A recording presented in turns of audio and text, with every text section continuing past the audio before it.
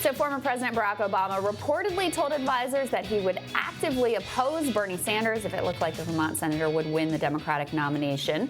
While Obama advisors have not confirmed the statements, the alleged comments are certainly in line with Obama's recent attacks on political wokeness, cancel culture, and the activist left. So those statements grabbed enough attention that Bernie Sanders was actually asked a question about them during a debate. So joining us to discuss the significance of the former commander-in-chief's input is the executive director of the American Prospect, David Dayen. In a recent article, he says, in part from Loft Heights, Obama has become a dampener of hope, a barrier to change, and a threat to progress. David, thanks so much for joining us. We really appreciate it. Oh, great to be on the show. Thanks. Absolutely. So, David, just lay out for us a little bit. I mean, from the American Prospect, one of the original icons of the American left. What was it like to see President Obama go after the leftist movement and, to take the shot at Bernie Sanders and presumably Elizabeth Warren? Well, it's nothing new. Obama has sort of punched to his left consistently throughout his political career, certainly as president.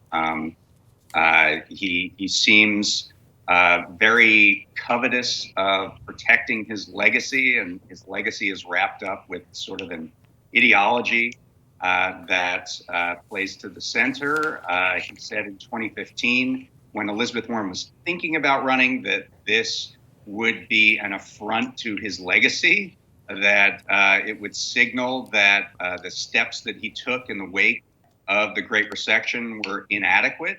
And I think that's driving a fair bit of this, that he, someone who would become the standard bearer of the Democrats, who would run on a policy that is far advanced of where he was during his presidency, almost is seen as an affront. And I'm not even sure why. I mean, he's a very popular ex-president, had 2 terms in office. It's time for him to loosen the reins and maybe give allow the Democratic Party to be led by someone new. Yeah, well, his choice of Hillary Clinton as the nominee last time around didn't work out so great, so maybe he should take that into account here.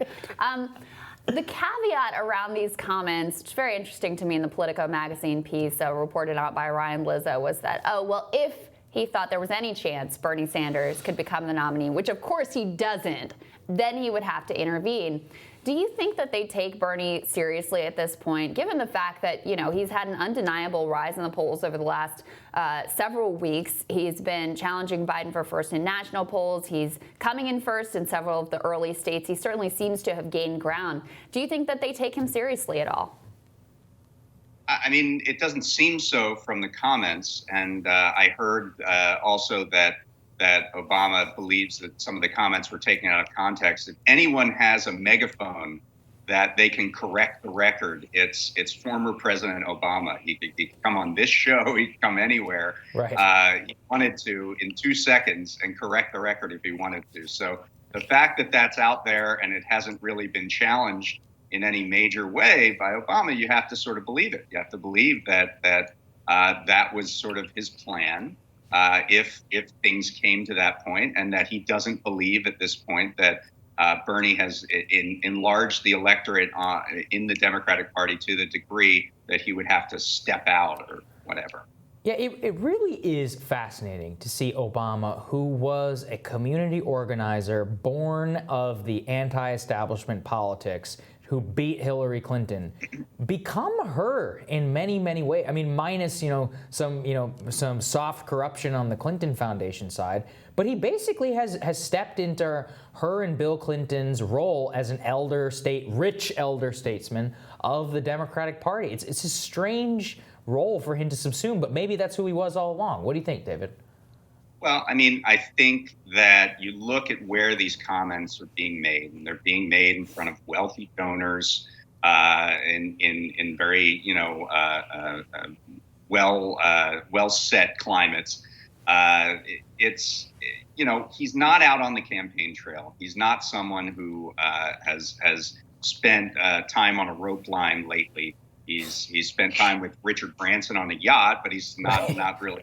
And he spent time chatting with wealthy donors, and I think he's taken on some of their perspective. Now, Barack Obama, obviously, you have to be pretty self-confident to run for president and to win.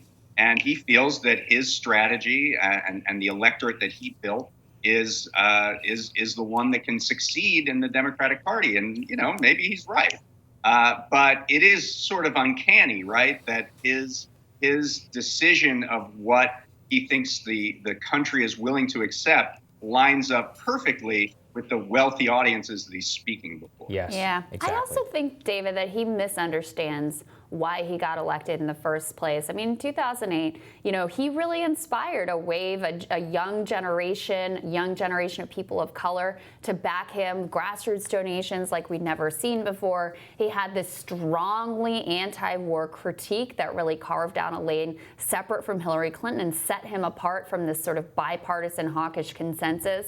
Then in 2012, he runs on the GM bailout. He runs on Mitt Romney being basically a rapacious capitalist. I mean, it essentially was a critique of capitalism that he was running on, and he doesn't seem to understand that that was a core part of what made him successful in getting elected and reelected in the first place.